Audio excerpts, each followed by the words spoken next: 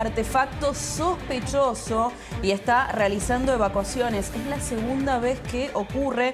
Atención, la policía descubrió un artefacto, en este caso mientras investigaba el lanzamiento de un explosivo improvisado. Esto en una protesta anti-islam en Nueva York. Esto llevó a la evacuación de edificios cercanos. Esto fue el día de hoy, pero atención, porque ayer ya se estaba investigando otro episodio también sobre un artefacto explosivo improvisado que fue detonado ayer. En este caso, el Departamento de Policía de Nueva York estaba investigando este tema.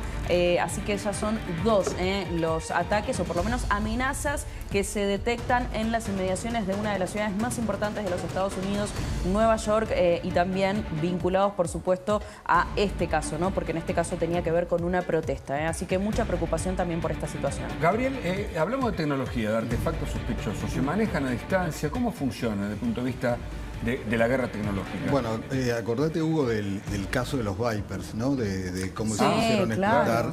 Hoy, a Hezbollah, a los miembros de Hezbollah, Israel les puso Vipers. Usaban Vipers para... Usaban Vipers para poder pomunicarse. Sí. Y les habían puesto, se los habían vendido más barato.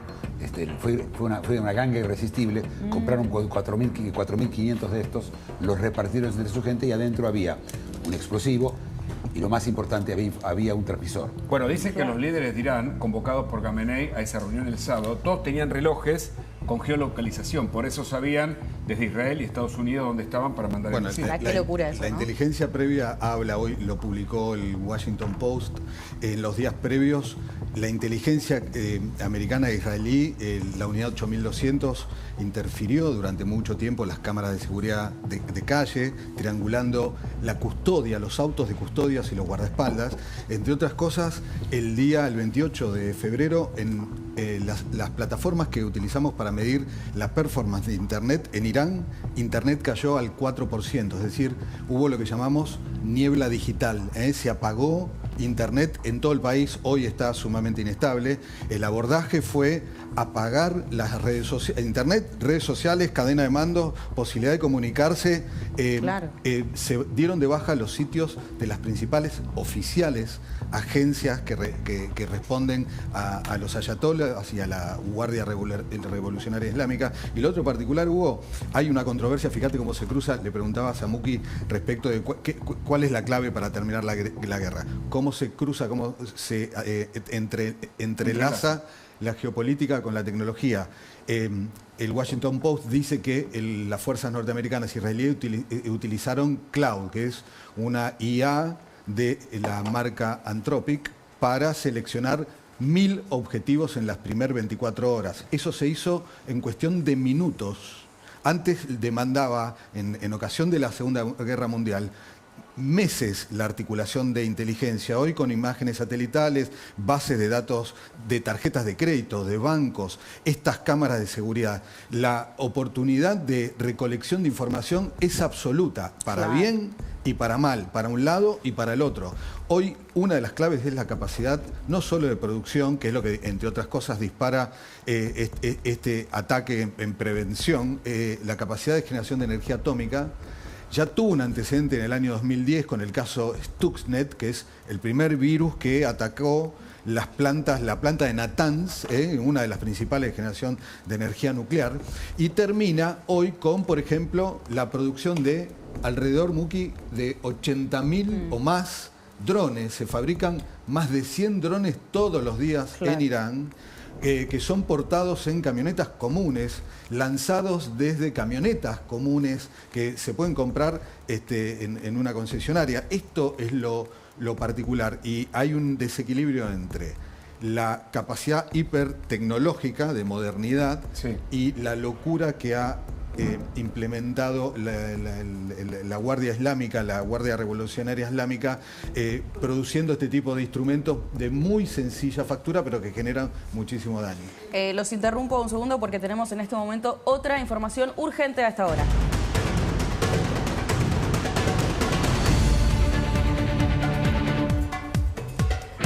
Hablábamos recién de un dispositivo que tuvo que ser detonado en las inmediaciones de Nueva York. Allí estás viendo las imágenes, esto era lo que te comentábamos recién. atención con esta información porque es el segundo dispositivo que tiene que ser detonado allí en Nueva York. Pero a esto se le suma ahora otro ataque, en este caso en Kansas. Están evacuando, lo evacuaron hace un ratito, el aeropuerto de Kansas City en los Estados Unidos, también por una amenaza de seguridad que en este momento está investigando el FBI. Esto fue también hoy domingo, así que estamos hablando en el mismo domingo de dos amenazas. Una, la de Nueva York que ves en pantalla, y otra, la de Kansas, que vas a ver inmediatamente ahora. ¿Qué pasó en Kansas, en el centro de Estados Unidos? Bueno, se multiplican las amenazas por posibles incrementos de ataques terroristas y la Policía Aeroportuaria y el FBI están trabajando porque hubo una amenaza de una posible afectación a la seguridad. El FBI está trabajando en este momento y todo el aeropuerto tuvo que ser evacuado. La gran preocupación ahora, Muki, tiene que ver con esto. Podría haber una réplica de, por lo menos, amenazas. Veremos si efectivamente después, ojalá que no, se concreta un posible ataque, pero ¿podemos ver estas amenazas constantes día a día? Mira, lo más curioso que escuché cuando me dijiste hoy que se utilizó un artefacto explosivo desde una manifestación antiislámica. Sí. Es decir, como que ellos la tiraron, ¿no es cierto? Los antiislamistas. No, se encuentra en esa marcha. En esa marcha. Cerca de esa marcha. ¿Por qué lo digo? Porque es posible que también... Todavía no se sabe quién la depositó ahí, ¿no? Claro. Es posible que los iraníes utilicen lo que se llama false flag, una bandera falsa. ¿Qué quiere decir? Que para crear... Una cosa es ellos poner una bomba, y ahora lo único que logran es que la gente los odie a ellos. Me parece, primero, que si causan un daño muy grande, solamente van a hacer que los demócratas terminen apoyando a esta guerra. Pero la lógica dice que lo que va a hacer Irán es tratar de decir que los otros pusieron una bomba, no ellos. Correcto. Y entonces, lo que se llama bandera falsa, y crear como una idea de que la derecha está toda detrás de todo esto y polarizar más la opinión pública en Estados Unidos. Pero yo te quiero aclarar que por ahora, como lo que yo veo, no importa mucho la opinión pública. Antes mencionaban ustedes a los artistas, realmente no son importantes. La guerra no la van a decidir artistas, ni ellos tampoco son muy... Pero, ellos mismos no generan política, ellos son los portavoces de una política. Vuelvo a la guerra global o a estos indicios, ¿no? Con impacto en distintos lugares. ¿Pueden activar, así como Hezbollah están en el Líbano acosando a esa propia población, pueden activar células eventualmente terroristas desde Irán para replicar en esta guerra como defensa, como argumento? La pregunta es... Moki, para vos, sí. Sí, a ver, sí, pero la pregunta es ¿para qué? En este momento están tratando de salvar... Como venganza. No, en este momento nadie está pensando en venganza. Primero piensan en sobrevivir. No, claro. Así, ese no es el orden de las prioridades de los seres humanos. Okay. Primero la amenaza mayor y después la amenaza menor. Hubo una amenaza en las embajadas de Israel por parte de Hezbollah. Sí, eso causó mucho genérica, miedo. sí, genérica. Sí, esto Hezbollah es otra historia, ¿sí? Pero los iraníes en este momento están concentrados en tratar de sobrevivir, me refiero al régimen, ¿sí? Entonces no van a andar poniendo... Es mucha energía. Bueno, pero Hezbollah está actuando como un brazo del pulpo. Pero así es, pero Hezbollah... Ahora, si estamos hablando de Hezbollah, es distinto. A ver. Porque Hezbollah al final no es Irán, ¿sí? Hezbollah hace lo que dice Irán, pero no es Irán. Y no hay comunicación. Lo que sabemos hoy es que Irán y Hezbollah no se pueden comunicar entre ellos. Así que, te repito, hace falta coordinación para estas cosas. Es importante porque se supone que Hezbollah es lo único que le queda como aliado, digamos, como célula, porque ni siquiera es un país, es eso, es un grupo terrorista, y hoy no están pudiendo comunicarse. No. Hoy todas las fuentes dicen que simplemente no tienen cómo comunicarse. Israel logró romper la comunicación. Ayer Israel hizo algo muy casi especial. 2.000 kilómetros de diferencia, ¿no? Entre Irán y Líbano, hay tres países en el camino. Claro. Está Irak y después está Siria, que es muy anti-Hezbollah. De hecho, ojo que Siria apostó muchas tropas de ellos en la frontera con el Líbano para que Hezbollah no pueda recibir ninguna ayuda de Irán. Son muy anti-iraníes el régimen en Damasco. Sí. Pero lo que vos tenés en este momento es que hay una separación muy grande, no hay información que pasa de uno al otro, no hay coordinación, se creía que había coordinación y no la hay. Y ayer, por ejemplo, un dron israelí en un hotel de Beirut, apuntando a una sola ventana y solo una, mataron allá a tres grandes capos de los mandos importantes iraníes que estaban justamente que eran el enlace con Hezbollah. Ellos rompieron, están rompiendo el enlace y con lo cual Hezbollah tiene que hacerlo sola. Ahora, y es mucho más difícil. Le quería preguntar a Gabriel, con un misil estratégico, Israel apuntó a 1.500 kilómetros de distancia y mató a Khamenei y los otros líderes que estaban en una reunión, ¿no? Este nivel de tecnología y de precisión tiene mucho, justamente, inteligencia artificial, me imagino. La tecnología está disponible, Hugo, ha sido utilizada, no revelada en el pasado. Hoy lo sabemos por los acontecimientos que estamos experimentando. Esto no es nuevo. Ya en Afganistán, las Fuerzas Armadas norteamericanas utilizaban este tipo de tecnología para recolectar información y ser tan precisos como esto que acabas de decir, pegarle en el ojo al sindicado. Esto es así. A posteriori del 7 de octubre del 2023, también las Fuerzas Armadas israelíes y la Fuerza de Defensa israelí y norteamericanas, para dar pesquisa e identificar los movimientos de Hezbollah y de Hamas, también utilizaron cloud y una nueva plataforma que se llama Maven System, que es un recolector de grandes volúmenes de información que junto con cloud de Anthropic selecciona quirúrgicamente la oportunidad y te diseña el ataque. Esa información configura el lanzamiento del misil con total y absoluta por una ventana, precisión. ¿no? Decía Muki, vos. Sí, esto es por una ventana. Pero esto Israel ya lo había hecho en el pasado. Ya utilizó esta tecnología, solamente que ayer era impresionante. Vos veías la foto del hotel y veías una sola ventana que salía humo. Parece ficción. Y lo único que veías, lo único que se había esparcido es el corte de luz. Entonces, en un tercio del hotel no había luz.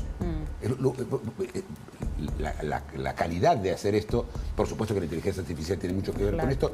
La inteligencia artificial cada vez tiene más y más que ver. En esta guerra participó y yo supongo participará muchísimo más de lo que la gente cree o sabe. Hay dos compañías importantes americanas que se ocupan del tema de guerra. Uno es Palantir y la otra es Anduril. Las dos compañías en este momento son los que les traen la inteligencia artificial al gobierno americano. Y lo que decía Gabriel sobre Claude es la inteligencia artificial, una de las 4 inteligencias artificiales que hay en el mundo. Hay ChatGPT, ¿no es cierto? Conocemos todos. Gemini, Grok, la de Musk, claro. y Claude. Claude está en medio de un escándalo, porque cuando secuestraron a Maduro, utilizaron Claude, la gente en Claude se sacó. Ustedes no pueden utilizar esto para la guerra, yo no les permití, si bien el Pentágono lo estaba usando. Y la respuesta del Pentágono fue feroz. Claro. No solamente no vamos a comprarle más nada, nadie que hace negocios con el Pentágono puede hacer negocios con ustedes. Claro. Les mató a la compañía. Pero además Israel es el país que más startup tiene, ¿no? Que más descubrimientos, que más negocios de tecnología tiene en el mundo. Sí. Yo no sé si ahí hay, vos que sabés si viajás a Medio Oriente. Definitivamente es tecnología de punta, es una potencia tecnológica y los resultados están a las vistas, obligados por la coyuntura. Es decir, la coyuntura, más allá de la capacidad natural y la financiación con la que cuenta el Estado de Israel, ha sido casi obligatorio. Déjame agregar otra cosa más relativo a esto, Hugo. Cuando se diseña un ataque de esta naturaleza, además de generar niebla digital, de obturar la posibilidad de conexión, de interrumpir la cadena mando, también se utilizan drones, porque los drones de los que estamos hablando somos, digamos, testigos de cómo impactan y es inocultable.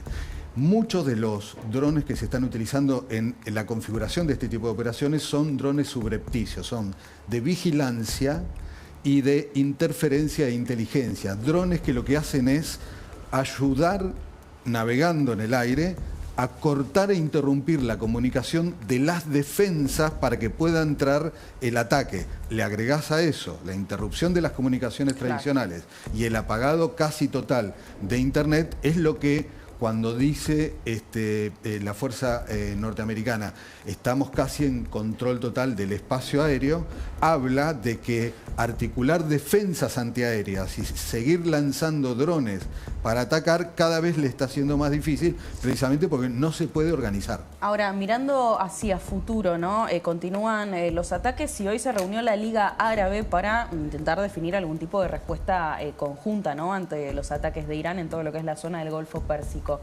¿Qué puede llegar a ocurrir desde este espacio, ¿no? Desde esta respuesta conjunta del mundo árabe? La Liga Árabe se maneja desde Egipto. Y Egipto es un gran aliado de Estados Unidos. Me imagino que van a haber muchas palabras. mucho cariño, mucho queremos paz pero más Deseos. Pero no mucho más. palabras y la gente Pero además dice el mundo cosas. árabe es sunita, ¿no? ¿Cómo? El mundo árabe es sunita, es el principal enemigo de los chiitas, ¿no? No, hay chiitas árabes. Es decir, También, sí, estos bueno. son chiitas persas. Acá tenemos un tema étnico Sí, y sí, religioso. sí. En la Liga Árabe están los países árabes. Árabes. Irán, por supuesto que no. Irán no es un país árabe. Claro, que Claro. está bien lo que vos decís, porque es verdad que lo que dijeron fue condenamos, exigimos que nos dejen de atacar, pero hasta ahí nos quedamos. Sí, Qatar salió hoy con No una declaración hay- porque Qatar se está quedando sin negocio. Sí, claro. El negocio de Qatar fue siempre poder ser el intermediario, el que viene a salvar la Suiza. Totalmente. ¿no? La Suiza, y ahora se quedó sin negocio. Si Irán se cae, ellos, ¿quién lo necesita de ellos? Sí, sí, sí, sí. Todo el poder político de ellos se derrumba. Sí, Y ustedes dicen totalmente. que esto es propaganda, vos decís, Muki, que esto que está pasando ahora, que Sí, muestra sí. la televisión iraní frente a la asunción, ¿no? Por supuesto, ¿no? de Mojtaba Khamenei para suceder a, Sí, mira, a su padre como líder supremo de la República Islámica, ¿no? De Irán, sí. Mojtaba Khamenei se sabía que iba a asumir. Otra vez, no sabemos si está hecho. Primero no sabemos si es real la afirmación. Pero aunque sea real, aunque todo sea real, es propaganda. Termina la manifestación, se van a su casa. No es que pasa algo con esto, ¿sí? Sí, Esto eso- es solamente para enaltecer, ¿sí? Es la cancha de fútbol. Es ¿sí? otra La mirada- hinchada, trajeron a la hinchada con ellos. Es el lado B del uso de inteligencia artificial. Cualquiera que navegue en redes sociales en estos días, una de las dificultades mayores es a qué le das crédito realmente.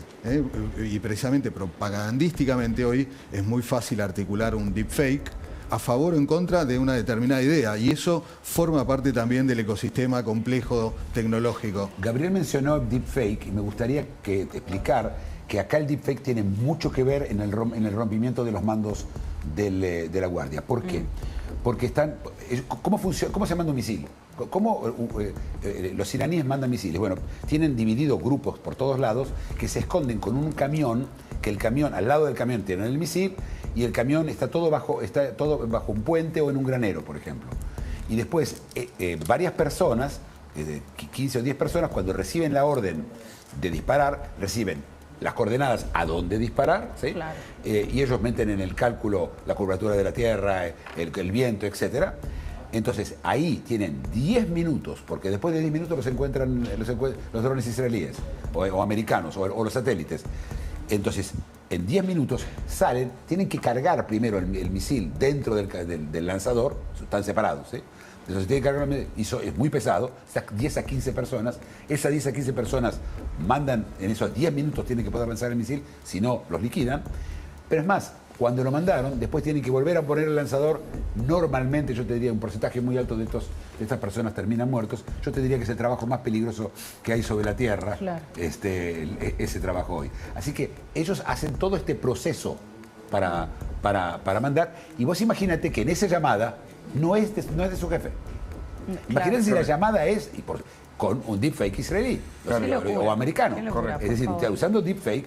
Y entonces, esto explicaría por qué tiraron un misil contra Turquía. No tenía ningún sentido tirar contra Claro. Turquía, ninguno. Totalmente. Claro. Totalmente. Y andás a ver qué otros misiles que dispararon no son el resultado de haberle dado coordenadas Equivocadas. determinadas. ¿sí? Qué locura, la verdad.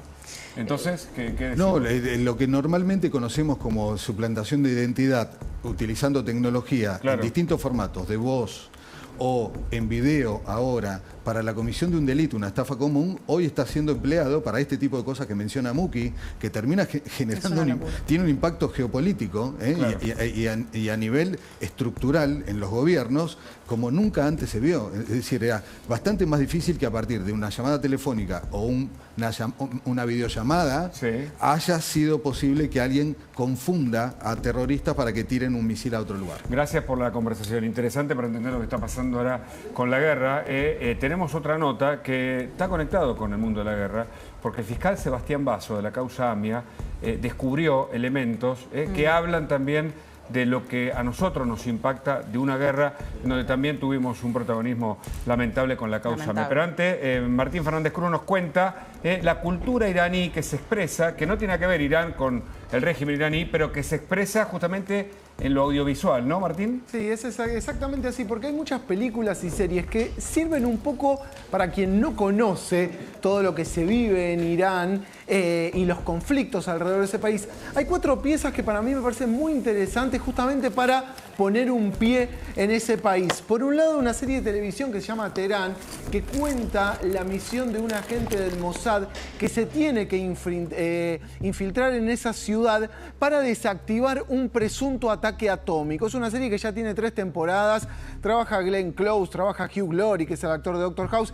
pero es muy interesante por esto, porque es una serie israelí que fue muy premiada y que pone el foco justamente en una misión de esta naturaleza. Después, en el 2012, la película Argo, que fue muy interesante porque cuenta durante el 79, durante la Revolución Islámica. Bueno, lo que hace es contar la misión de un agente de la CIA que se tiene que meter en suelo iraní y que llevan a cabo una operativa para sacar diplomáticos de Estados Unidos de ese país bajo nuevas identidades. El detalle con Argo es que cuando gana el Oscar a Mejor Película en el año 2013, quien se lo entrega a Ben Affleck, director y protagonista de esta película, es Michelle Obama, lo que muchos entendieron como una especie de gesto político. Fue solo un accidente, es una película iraní, en realidad es una película que se realizó con fondos franceses y que se estrenó en el año 2025 y que cuenta la historia de un hombre que en Irán fue detenido y torturado y que años después cree reencontrarse con su torturador y lo secuestra para ver si es o no efectivamente su torturador. Es una película que ganó en el Festival de Cannes en el año pasado y que el domingo que viene amenaza con quedarse con el Oscar como Mejor Película Extranjera. En este momento, con toda la coyuntura que hay en Estados Unidos y en Irán, si fue solo un accidente, gana como Mejor Película Extranjera, también sería como un posicionamiento por parte de la Academia reconocer a este director y a esta película como la mejor realizada en suelo extranjero. También Jafar Panahi, que es el director israelí de esta película, es alguien que ya no vive perdón, el director iraní, no vive ya en Irán e incluso fue detenido en más de una oportunidad por su cine. Y la última película es Persépolis, está basada en una historieta y que cuenta la historia de una niña que vive en el año 79, la revolución, y que después termina exiliándose de Irán debido a cómo sus libertades van siendo coartadas. Es una gran película, Persépolis también en su momento tuvo un gran recorrido, así que acá hay 4 ficciones que sirven un poco para descubrir y para entender cómo se vive la realidad en Irán desde adentro. Gracias, Martín. Nos metemos ahora de lleno en la nota que les prometíamos. Está con nosotros Sebastián Basso, el fiscal de la causa AMIA, que la verdad es que viene trabajando muchísimo, pero muchísimo en esta causa y que a partir, la verdad, de los últimos eventos hemos conocido nombres que ahora nos suenan todavía más, ¿no? A partir, obviamente, de la causa AMIA y de los eventos en el mundo fiscal. Gracias por venir, bienvenido. ¿Qué tal? Buenas noches. Gracias. Quiero empezar por el principio, porque la verdad es que hay muchas historias para contar, pero la reconstrucción que ustedes hacen desde la Fiscalía apunta directamente hacia Hezbollah, y lo que ustedes pueden reconstruir es que es efectivamente Hezbollah quien ejecuta el atentado, pero bajo órdenes directas de Irán. Sí, hay que remontarse más de 30 años y ante un escenario de inteligencia artificial, guerra electrónica, nosotros tenemos que remontarnos a una era analógica, Claro, muy distinto. donde la reconstrucción pasa por encontrar llamadas de locutorios telefónicos, Claro. papeles mecanografiados, escrituras hológrafas. Entonces, esa reconstrucción fue bastante tediosa, pero permitió dibujar el lienzo de lo que fue el atentado terrorista a la AMIA. Ese atentado ya fue juzgado varias veces. Tuvimos 3 juicios orales, 2 contra la persona que entregó la camioneta y 1, lamentablemente, contra funcionarios que trabajaron en los primeros pasos de la investigación y que fueron condenados por delitos cometidos en los primeros pasos de la investigación. Entre ellos un ex juez, ¿no es cierto? ¿Cómo? Entre ellos un juez. Exactamente. Tenemos que, en esos juicios quedó bien establecido cómo fue el atentado. El atentado, no hay ninguna duda que fue provocado por un coche bomba, manejado por una persona que obviamente murió durante la explosión. el tema es quién fue el que ordenó ese atentado, qué grupo es el que realizó este atentado. Porque este atentado en esa época se tuvo que planear con mucha anticipación. Claro. Es decir, son atentados que no se realizan de un mes a otro, sino que tardaron años en planearlo. Bueno, la reconstrucción permitió decir que ese atentado lo hizo un grupo que se llama Hezbollah. Hezbollah tenía presencia en Latinoamérica, especialmente cerca de Argentina, en lo que se llama la Triple Frontera. Nosotros establecimos que una persona de origen libanés que se movió por toda Latinoamérica, estuvo en Colombia, en Panamá, en Triple Frontera y también en Buenos Aires, es el que coordinó ese atentado. Esa persona tiene un pasaporte falso colombiano que en Argentina se llamaba Samuel Alreda, pero que nosotros sabemos que su identidad libanesa es Salman Rauf Salman. Esa es la persona que coordinó el atentado y tenemos evidencias objetivas que nos permiten afirmar eso.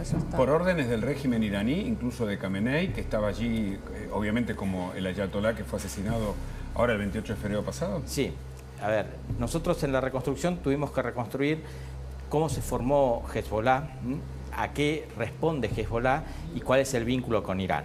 Nosotros en el caso podemos afirmar sin ninguna duda que Hezbollah es una creación de Irán. Que fue una milicia que Irán. actúa en el Líbano, ¿no? Aclaramos a la gente que tal vez actúa en el Líbano, pero también trabajaba a nivel global a las órdenes de Irán.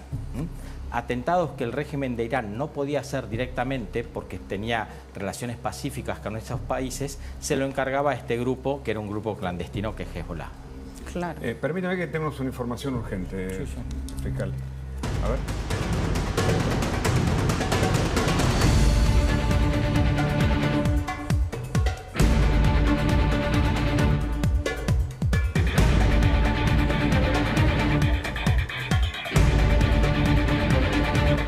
Comunicado del ministro de Justicia, del flamante ministro Juan Bautista Máiquez, un comunicado oficial donde señala, justamente como ustedes ven, que el Ministerio de Justicia de la Nación informa que ha decidido iniciar la verificación y actualización de todos los requisitos establecidos en el decreto 588/2003 para 200 vacantes de jueces, 72 defensores y 65 fiscales existentes en el Poder Ejecutivo con el objetivo de habilitarlas para continuar con el procedimiento de selección y el envío del pliego que disponga el presidente de la Nación. En este marco se solicitará al Registro Nacional de Reincidencia la actualización de antecedentes penales de los ternados. Cabe recordar que este registro centraliza la información de los procesos penales tramitados, bueno, y todas las formalidades que implica, atención, una decisión del flamante ministro de Justicia de convocar para vacantes de jueces, 200 nada menos, 72 defensores y 65 fiscales en el Poder Ejecutivo Nacional. Es una información anticipada, urgente, que te contamos en especial domingo. Nos saco un minutito de la investigación para que me dé una opinión sobre esta decisión, usted como fiscal federal. Siempre es bueno que las instituciones funcionen. El Poder Judicial, el Ministerio Público de la Defensa y el Ministerio Público Fiscal hacía tiempo que no tenía nuevos nombramientos. Entonces, si se pueden cubrir esas vacantes, es bienvenido para toda la sociedad. Bien. Vuelvo al tema Irán, ¿no? Y yo recién decía, muchos de los nombres que escuchamos en el avance de la causa se conectan con muchos de los nombres que estamos escuchando por la actualidad, por la coyuntura de la guerra en Irán, ¿no? Y se suma, de hecho, un nuevo nombre que usted trae a la causa, porque usted acusó a otro jerarca iraní, Ali Gehazi, alto directivo del régimen iraní, que quiero que cuente bien la historia porque la verdad es insólita. Una persona que prácticamente nunca salía de Irán y las pocas veces que lo hizo fue para venir a Buenos Aires a preparar todo para el ataque a la AMIA. Sí, a ver, como les dije, si nos remontamos 30 años atrás, era muy difícil saber qué pasaba dentro de Irán. El régimen de iraní es un régimen muy cerrado y es un régimen autocrático, es decir, siempre son las mismas personas. Khamenei gobernó desde el año 1989 hasta que falleció. Ahora seguirá su hijo. 79. No, Khamenei desde 1989, desde 79 a 89, sí, 10 años después. Gobernó el anterior que era Khomeini. Tiene razón, claro, porque ahí fue la revolución islámica, ¿no? Esto es parte de lo complicado también de la investigación, nombres muy parecidos que según cómo se escriben, a veces cambia una K, una J, también las traducciones son diferentes, ¿no? Usted explicaba. Nosotros, uno de los problemas que tenemos es la gran distancia con Irán, no solo distancia territorial, sino distancia cultural, idiomática y hasta de calendario. Es decir, conseguir que una fecha del calendario gregoriano, que es el que Claro. seguimos nosotros, con una fecha del calendario iraní, es bastante complejo porque ellos tienen años distintos, meses distintos y horas distintas. Entonces, a eso se le suma que el idioma que ellos hablan, el farsi, no tiene una traducción tan habitual al castellano. Claro. Y los traductores que hay o son pertenecientes a la embajada y por lo tanto son adictos al régimen, y los otros generalmente no quieren colaborar con investigaciones contra el régimen porque pueden sufrir represalias de sus familiares. Ahora, usted avanzó mucho en la investigación. Queremos destacar su trabajo fiscal a propósito de algo que todavía nos suena como una impunidad porque no hay un juicio definitivo, pero sí habrá un juicio en ausencia en los próximos meses, y allí se incorporan nuevas pruebas, incluso de iraníes a los que usted tomó declaración, ¿no es cierto? Sí, nosotros el año pasado nos pusimos en contacto con iraníes disidentes que no son ajenos a la causa. ¿Por qué? Porque esos fueron los primeros en acercarse a la embajada de París, de Argentina en París, a los días del atentado para avisar que fue Irán. Esos iraníes al principio no se les creyó, después poco a poco se les fue creyendo. De hecho, el juez Galeano fue a París a tomarles una entrevista, pero con el correr de los años pudieron ellos tener más información de las entrañas del régimen. Correcto. Y ahí apareció en escena una persona que estaba totalmente oculta, que es este personaje Gejazi. Gejazi era la mano derecha de Khamenei y es el que formó a su hijo para que sea el futuro líder. Gejazi trabajaba en el búnker de Khamenei y casi no viajaba fuera de Irán. Uno de sus viajes fue para la Argentina un año antes del atentado. Ese está comprobado, tenemos evidencias objetivas que permite afirmar que Gejazi vino a la Argentina y se entrevistó con la persona acá en Argentina que era el encargado dentro del régimen de recopilar toda la información para que después el régimen procesara para hacer las cuestiones que ellos querían. Claro. Esa persona es Moshe Rabani. Qué locura, o sea, era Nada más mano y nada derecha de quien fue Khamenei, que no salía de Irán y terminó viniendo aquí a Buenos Aires solamente para planear esto. La verdad es que, bueno, es tremendo, ¿no? Impresionante. Cómo se conectan las historias. Fiscal, le agradecemos mucho su visita. La última, ¿para cuándo se prevé el juicio en ausencia inicialmente? Está el juez Rafeca que tiene que enviar la causa a ese juicio, ¿no? El juez Rafeca tiene que primero decidir si la acusación que hace el Ministerio Público es razonable. Si el juez Rafeca así lo considera, iría a juicio oral y serían los jueces de un tribunal oral los que tienen que apurarse en definir cuándo va a ser la fecha del juicio. Fiscal Basso, gracias por venir. Y Agustina nos va a contar las implicaciones económicas sobre la guerra justamente en Medio Oriente. Agustina. Sí, porque hay alerta por la economía global. Son varias las preocupaciones, pero claro, una tiene que ver específicamente con esto, por el famoso estrecho de Hormuz. Se viene hablando muchísimo sobre este estrecho.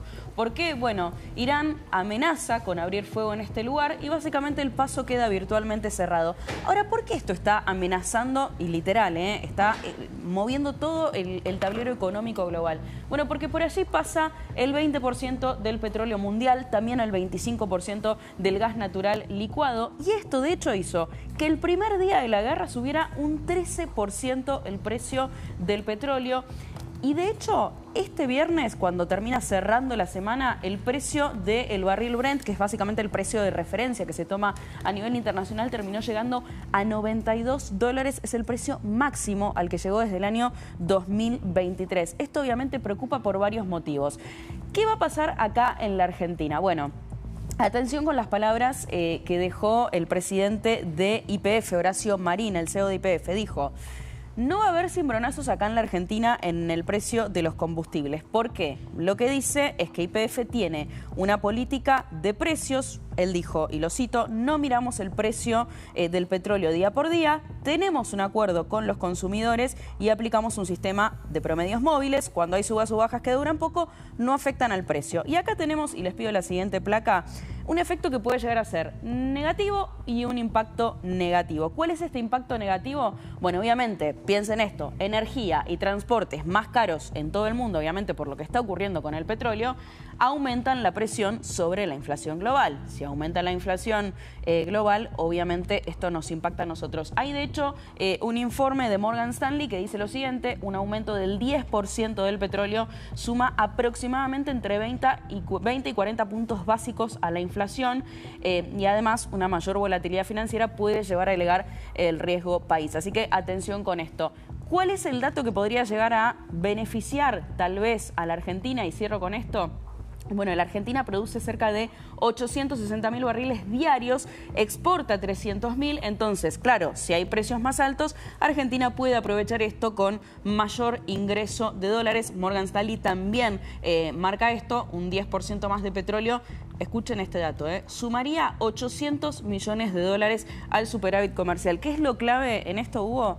La extensión que va a tener el conflicto. Una guerra más larga podría hacer tambalear realmente el tablero económico mundial. ¿Cómo se para la Argentina? Bueno, también va a depender, por supuesto, de la extensión que tenga este conflicto. Y para eso vamos a hablar con Damián Dipache. Buenas tardes, Damián, ¿cómo vamos?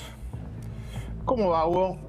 Vamos a escuchar a Donald Trump sobre el tema del petróleo, de la guerra, y nos contás las implicaciones, parte de lo que acaba de contar también Agustina Girón. A ver. If we have a little high oil prices for a little while, but as soon as this ends, those prices are going to drop, I believe, lower than even before. Yeah, sure. This is, of course, damaging our economies. This is true for the oil prices, and this is true for the gas prices as well. So that's the reason why we all hope that this war will come to an end as soon as possible. Esperemos que termine lo antes posible, decía Trump allí. ¿Qué decís, Damián? ¿Cómo impacta en la Argentina, sobre todo, no? Bueno, estaba escuchando atentamente a Agus. Los mercados hoy no estiman que esta guerra sea corta. Claro, ¿Por ahí qué? está la clave. Porque en el mercado de futuro... esto no significa que los mercados determinen cuánto dura una guerra. Que tengan la bola, digamos, ¿no? La bola... Exactamente. Yo lo que te digo, las apuestas del futuro del mercado dicen que el barril Brent de petróleo que Agus acaba de demostrar en pantalla, hoy la apuesta es a $108. Pero si vos ves a julio, es de $90. Quiere decir que ven un conflicto más largo del que quizás todos estimamos. Sí. Segundo, el conflicto en el Medio Oriente y cierre del estrecho de Hormuz, si el conflicto se extiende al tiempo, tratemos de analizar la extensión del conflicto. La información la tenemos que ver sobre eso, porque si mañana se termina el conflicto no hace falta ningún tipo de especulación, todo vuelve a la normalidad. Vayamos a una situación donde el mercado ve que hay una extensión del conflicto. Además de petróleo crudo y gas natural licuado, que es lo que ha aumentado, y ahí hay un inconveniente con Europa, probablemente Europa y Asia estén más complicados que Argentina. Y ahí le doy la derecha a todos los que piensan esto es así. Ahora, ¿qué también pasa en ese lugar? Bueno, 1/3 del comercio global de fertilizantes pasa por el estrecho de Hormuz, por lo cual puede haber incremento en costos agrícolas, por el cual el mercado de futuros ya está subiendo soja, maíz y trigo. Bienvenido para Argentina. ¿Cuál es la contra? Bueno, que la inflación en alimentos también puede llegar a subir en el mundo. Claro. ¿Se entiende esto, no? Sí, claro. Ahora, Vamos a otra. Una más Sí. y me preguntás. Químicos y plásticos. También 84% de la capacidad de polietileno en Medio Oriente pasa por el estrecho de Hormuz. ¿Qué significa? Que parte de ese insumo básico, por ejemplo la bandejita plástica que compras en la góndola del supermercado, o la etiqueta que va en la bebida gaseosa, en la cola, bueno, probablemente también haya una restricción de suministro de Entonces, termina impactando cadena de valor. La extensión del conflicto probablemente inflaciona al mundo. Claro. Ahora, recién hablábamos de este barril del petróleo que cerró a $93. Viste que se viene hablando mucho sobre que no pase ese famoso umbral de los $100. ¿Qué pasa si llega a superar ese famoso umbral de los $100 y cómo puede impactar acá en la Argentina? ¿Y cuán cerca estamos, no? Hay una información de que estaría cotizando a $111 el barril de petróleo. Así que se habría dado esta suba en estas últimas horas. Que es como el gran temor. Sí. Bueno, ¿qué pasa? El gobierno anterior lo manejaba de una forma y llamaba barril criollo de petróleo. Por ejemplo, lo que hacía era planchar el impuesto a los combustibles líquidos. En marzo en Argentina subió el impuesto a los combustibles líquidos. Sí. Hay que ver en extensión del conflicto, uno todavía tiene stock. El problema es el flujo. Si efectivamente el mundo está demandando el barril de petróleo a ese nivel, bueno, hay que ver cómo efectivamente termina. Me quedo con la palabra del Trump. Acá la extensión del conflicto es clave. Es clave, porque dice, bueno, cuando termine el conflicto va a bajar, se va a derrumbar. Y sí, obviamente se va a derrumbar, pero hasta que termine el conflicto y la extensión del conflicto, tenemos que tomar lo siguiente, que es lo que ha pasado en Argentina por suba del petróleo. Por cada 10% de aumento del barril de petróleo y derivación, eso a el valor del combustible en Argentina, se ubica entre 0,1 y 0,3 puntos porcentuales por cada 10% de aumento del precio del crudo. El tema es que acá todavía no se derivó ni a gasoil ni a nafta, por lo cual en principio no tenemos impacto, pero de continuarse eso, y lo que recién decía Juliana, bueno, probablemente esto termine generando un problema inflacionario en un momento donde estamos entre 2 y 3%, ¿no? Y los alimentos, siempre el escenario de la guerra también produce movimiento en ese ámbito. ¿Qué decís? Bueno, yo creo que ahí les mencionaba que fertilizantes en el estrecho de Hormuz, que es un tercio del comercio global, más o menos son 15 a 20 millones de toneladas por año, o sea que mueve importante. Nitrógeno, urea, amoníaco, que se utiliza justamente para la producción de alimentos a nivel mundial, bueno, puede tener un impacto indirecto en precios. En principio el impacto es mayor sobre Europa, porque era gran proveedor de Europa, y sobre Asia. Incluso yo estaba leyendo una información muy importante el otro día de, por ejemplo, cuánto Irán le proveía del petróleo iraní, cuánto le proveía a China. El dato es impresionante. El 91% del petróleo iraní iba a China. Mirá. Claro. El 91% del petróleo iraní iba a China. Ahora, hablando de eso, ¿no? Vos tenés información que acá me parece importante, que tiene que ver con cómo nos afecta a nosotros. ¿Cuánto exporta Argentina en la zona de conflicto? Para entender directamente cuál es el impacto. Claro. Bueno, lo tomé en base a datos del INDEC. Estacionalmente estos no son meses donde exportamos tanto a la zona de conflicto. Irán, Irak, Israel, Omán, Bahrein, Dubái, no son estacionalmente los meses que exportamos tantos. Por suerte son el segundo semestre. Del segundo semestre del año pasado, que fueron los picos, el total de las exportaciones argentinas representó entre el 4 y 6%, con los mayores volúmenes hacia Israel, Irak, Irán, como los mayores lugares donde los cuales exportamos. ¿Qué le exportamos? Le exportamos commodities, granos, y le exportamos petróleo. O sea, le exportamos efectivamente también, petróleo a esos destinos, que en definitiva estacionalmente no estaría generando tanto impacto, por reitero, los picos fueron de agosto a diciembre del año pasado, medido por el INDEC, ¿no? No sería el momento. Claro. O sea, que ¿esto qué significa? Si ahora se corta por la guerra, ¿nuestra balanza queda diezmada o no? ¿O se puede recuperar por otro lado? No, yo creo que Argentina va a recuperar fuertemente porque... por todo lo que explicábamos antes.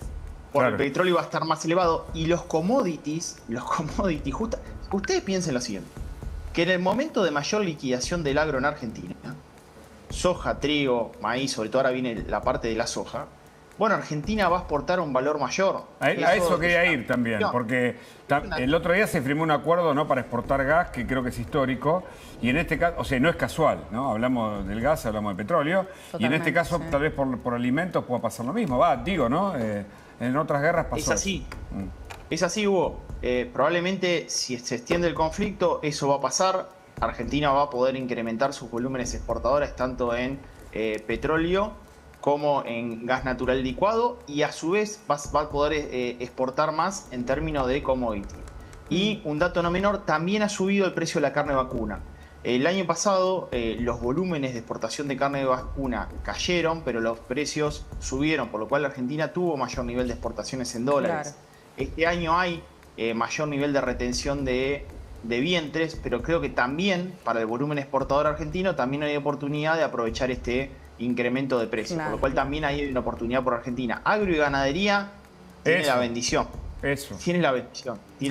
Me parece y minerales también. Tengamos en cuenta de que esto ha subido, por ejemplo, ha subido un poquito la onza de oro, y también, efectivamente, parte de esos commodities que Argentina hoy está exportando en minerales, con la capacidad que está teniendo en diferentes commodities en esa materia, pueden llegar a también subir de precio. Claro, me parece que el gran resumen está en lo que nosotros exportamos y lo que podemos exportar. Si sube ese precio, lo vamos a poder aprovechar a nuestro favor. Son mayores dólares que entran. La gran pregunta está en qué puede pasar con los precios de insumos y materias primas que importamos, ¿no?, en la Argentina, y ahí puede estar la parte evidentemente más complicada, ¿no?, para todo el mundo, incluida la Argentina. Y un dato no menor, que es que el dólar se apreció en la región, el peso se depreció un poquito, pero por suerte no se depreció tanto como el resto de las monedas de la región. Peso chileno, real de Brasil, peso mexicano, el guaraní paraguayo, no se depreció tanto. Quiere decir que todavía mantiene la competitividad del tipo de cambio. Y dato número 2, que no es menor, en materia del conflicto, bueno, ustedes vieron que hubo una suba del riesgo país. Claro. Y eso se debe también al conflicto, porque obviamente el mundo se vuelve más riesgoso. Argentina no está exento, Sí. cayeron todas las bolsas del mundo, cayeron las bolsas americanas, el riesgo país, cayeron los Sí, bonos sí. argentinos y Ahora, subió el riesgo país.